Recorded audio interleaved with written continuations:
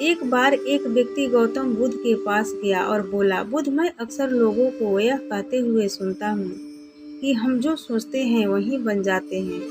इसलिए मैं आपसे जानना चाहता हूँ कि हमारा जीवन हमारे विचारों से कैसे जुड़ा है और हमारा विचार हमारे जीवन को किस हद तक प्रभावित करते हैं। बुद्ध ने कहा कि यह सत्य है कि मनुष्य जो सोचता है वही बन जाता है। कोई भी विचार जिसे हम लंबे समय तक अपने मन में रखते हैं और उसके बारे में बार बार सोचते रहते हैं, हम वैसे ही बन जाते हैं।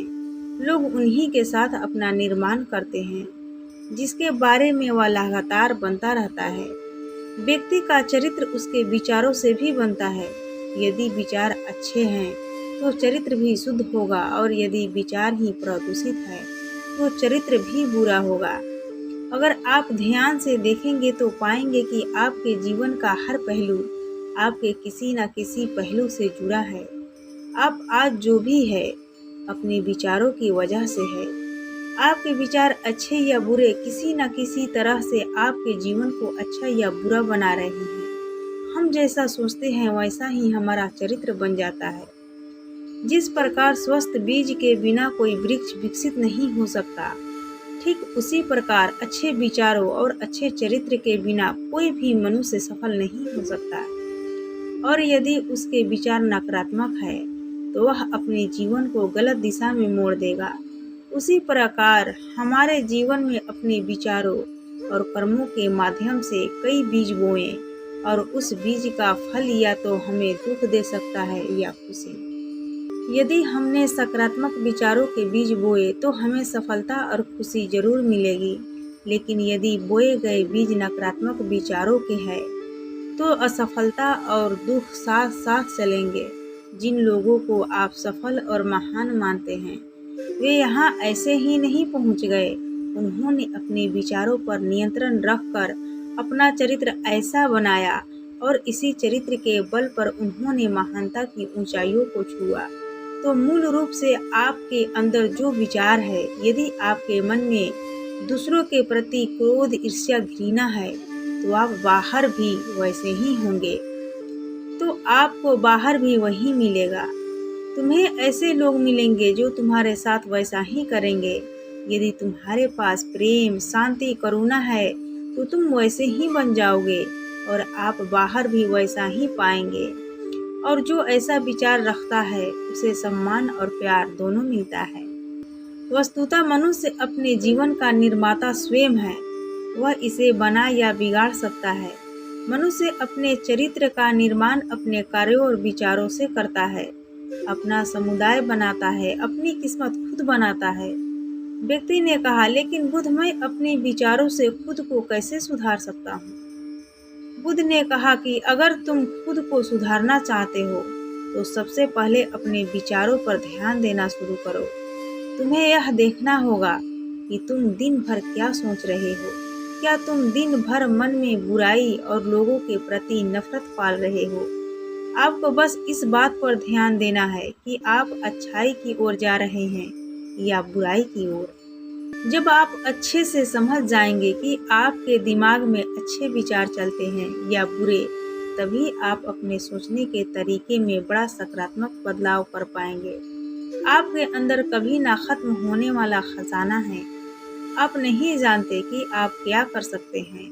आप किस तरह की अद्भुत शक्तियाँ प्राप्त कर सकते हैं। आपने महान योद्धाओं और महान लोगों के बारे में तो सुना ही होगा। यदि आपको उनकी शक्तियों पर विश्वास नहीं है, आपको बस यह मानना होगा कि आग के बिना धुआं नहीं होता। जरूर उनमें कुछ तो बात होगी जिसकी वजह से उनके बारे में इतना कुछ लिखा और कहा गया है। तो वे कौन लोग थे जो दुनिया में महान योद्धा और आदर्श के रूप में पूजे जाते हैं? अगर हम थोड़ा और गहराई से सोचें तो ये वे लोग थे जिन्होंने अपने भीतर के अटूट खजाने को पहचाना। वे लोग अभ्यास करते रहे और सभी की भलाई करने वाले लोगों की मदद करके खुद को बेहतर बनाते रहे और वे दुनिया में महान और अमर हो गए। और अगर आप भी ऐसा ही करना चाहते हैं तो सबसे पहले आपको अपने विचारों पर ध्यान देना होगा। बुद्ध ने आगे कहा, एक मानव मन बगीचे से तुलना की जा सकती है। जैसे बगीचे को साफ और सुंदर रखना, समय समय पर उसमें उगने वाले खरपतवार को हटाना पड़ता है, रोज पानी देना पड़ता है, पौधे की देखभाल करनी पड़ती है। उसी तरह हमें अपने मन को भी सुंदर और सकारात्मक बनाए रखने के लिए उसका ख्याल रखना होगा। इसमें से लगातार नकारात्मक विचारों को हटाकर सकारात्मक विचारों को जगह देनी होगी। इसके लिए हमें डर, चिंता, नफरत और ईर्ष्या जैसी भावनाओं से खुद को दूर रखना होगा और इसके लिए आपको अपने अंदर चल रहे विचारों पर लगातार ध्यान देना होगा। किसी भी व्यक्ति के अंदर उठने वाले विचार और उसका चरित्र अधिकतर उसके आसपास के वातावरण और परिस्थितियों पर निर्भर करते हैं। लेकिन इसका मतलब यह नहीं है कि किसी व्यक्ति की स्थिति खराब है, अतः उसके विचार सदैव त्रुटिपूर्ण रहेंगे। वह उन पर ध्यान देकर अपने विचारों को बदल सकता है और जैसे ही उस व्यक्ति के विचार बदल जाते हैं तो उसका चरित्र और उसके काम करने का तरीका अपने आप बदल जाता है। ये सभी चीजें धीरे धीरे सीखनी होती है। विचारों के काम करने के तरीकों को समझना होगा। आपको सबसे पहले ये स्वीकार करना होगा कि जो काम सामने वाला कर सकता है वह आप भी कर सकते हैं। आपको बस इसका एक बार अभ्यास जरूर करना है। नई चीजें सीखने की जरूरत है। विचारों के काम करने के तरीके को समझना होगा। आपको सबसे पहले यह स्वीकार करना होगा कि जो काम सामने वाला कर सकता है वह आप भी कर सकते हैं। आपको बस इसका बार बार अभ्यास करने की जरूरत है। नई चीजें सीखने की जरूरत है। जैसे जैसे आपका मन बदलेगा, आपकी परिस्थितियां भी बदल जाएंगी। आप जो भी विचार बीज रूप में अपने मन में डालते जाएंगे, यह धीरे धीरे आपके चरित्र और आपके कार्यों में दिखना शुरू हो जाएगा और एक बार वह विचार आपके अंदर जड़ें जमा लेगा तो आपको सफल होने से कोई नहीं रोक सकेगा। लेकिन अगर वह बीज या विचार नकारात्मक है तो आपको भी असफलता से कोई नहीं बचा सकता। इसलिए अपने विचारों के प्रति बहुत जागरूक रहने की जरूरत है। आप अपने अंदर किस तरह के विचार ला रहे हैं। एक बात हमेशा याद रखें, हमें वह नहीं मिलता जो हम चाहते हैं, बल्कि हमें वह मिलता है जो हम हैं और हम अपने विचार हैं। इसलिए इच्छा करना और इस इच्छा के बारे में अच्छा सोचते रहना और उसे पूरा करने का प्रयास करना दो बिल्कुल अलग चीजें हैं। क्योंकि इच्छा तो हर कोई करता है, लेकिन उस इच्छा के बारे में लगातार सकारात्मक सोचना और उसे पाने के लिए कड़ी मेहनत करना, बहुत ही कम लोग ऐसा कर पाते हैं। इसलिए अगर आप अपनी परिस्थितियों को बदलना चाहते हैं तो सबसे पहले आपको खुद को बदलना होगा। लेकिन ज्यादातर लोग अपने परिस्थितियों को तो बदलना चाहते हैं, लेकिन अपने सोचने और काम करने के तरीके को नहीं बदलना चाहते। और अगर लोग ऐसे ही रहेंगे तो उनके हालात कभी नहीं बदलेंगे। उस व्यक्ति ने कहा कि बुद्ध, हमारे विचारों का हमारे शरीर पर क्या प्रभाव पड़ता है। बुद्ध ने कहा कि हमारा शरीर हमारे दिमाग का गुलाम है। हम जो भी सोचते हैं उसका पहला प्रभाव हमारे शरीर पर ही पड़ता है। अक्सर आपने देखा होगा कि जो लोग बहुत अधिक चिंता करते हैं और डरते हैं वे जल्दी बीमार पड़ जाते हैं। साथ ही जो लोग दूसरों से ईर्ष्या करते हैं और हमेशा नकारात्मक सोचते हैं वे भी बहुत जल्द मानसिक और शारीरिक बीमारी का शिकार हो जाते हैं। और अगर आप ऐसा सोचते हैं तो आपके साथ भी ऐसा ही होगा। इसके विपरीत जो लोग हमेशा खुश रहते हैं वे दूसरों के बारे में अच्छे सोचते हैं, हमेशा स्वस्थ रहने के बारे में सोचते रहते हैं, तो उनकी ऊर्जा एक समान हो जाती है और इस ऊर्जा का सकारात्मक प्रभाव सबसे पहले उनके शरीर पर पड़ता है। क्योंकि जिस व्यक्ति का मन शांत होता है उस व्यक्ति के शरीर की आधी बीमारी अपने आप ही खत्म हो जाती है। हम स्वस्थ रहेंगे या बीमार, यह हमारे आसपास के माहौल और परिस्थितियों के अलावा हमारी सोच पर भी निर्भर करता है। एक कमजोर और बीमार विचार हमारे शरीर को भी कमजोर और बीमार बना देता है। आपने अपने आसपास देखा होगा कि जो लोग बीमार होने से सबसे ज़्यादा डरते हैं, जो सबसे ज़्यादा बीमार पड़ते हैं, इस डर ने लाखों लोगों की जान ले ली है। इसके विपरीत जो लोग अपने शरीर के बारे में अच्छा सोचते हैं, वे स्वस्थ और मजबूत महसूस करते हैं और जिनके विचार शुद्ध होते हैं, उनका शरीर स्वस्थ और मजबूत हो जाता है। वैसा ही हमारा शरीर सिर्फ एक उपकरण है और हमारा मस्तिष्क इस उपकरण को नियंत्रित कर रहा है। जैसा अच्छा भोजन हमारे शरीर के लिए जरूरी है, ठीक उसी तरह अच्छी सोच या हमारे शरीर के लिए भी बहुत महत्वपूर्ण है। जैसे ही आपका विचार शुद्ध हो जाएंगे, इसका सबसे पहला असर आपके शरीर पर दिखाई देगा। एक शुद्ध और सकारात्मक दिमाग आपको कभी भी खराब खाना खाने नहीं देगा। इसलिए सबसे पहले अपने दिमाग को सुरक्षित रखें। फिर यही दिमाग आपके शरीर को हर बीमारी से बचाएगा। यदि कोई बीमार और कमजोर व्यक्ति अपने शरीर को पूरी तरह से स्वस्थ बनाना चाहता है, तो उसे सबसे पहले अपने शरीर को ठीक करना चाहिए। विचार और उसका मन उसे प्रकृति के संपर्क में रहना चाहिए। उसे सूरज की रोशनी में रहना चाहिए और एक सेकेंड के लिए भी अपने शरीर के बारे में नकारात्मक नहीं सोचना चाहिए। वह जैसा स्वस्थ चाहता है वैसा ही उसे महसूस करना चाहिए और पूरा विश्वास है कि वह वैसा बन सकता है। उस व्यक्ति ने कहा, बुद्ध, अब आप मुझे बताइए कि हमारे विचार हमारे लक्ष्य को कैसे प्रभावित करते हैं। बुद्ध ने बताया कि जब तक आपका लक्ष्य आपके विचारों के अनुरूप नहीं होगा, तब तक आपको सफलता नहीं मिल सकती है।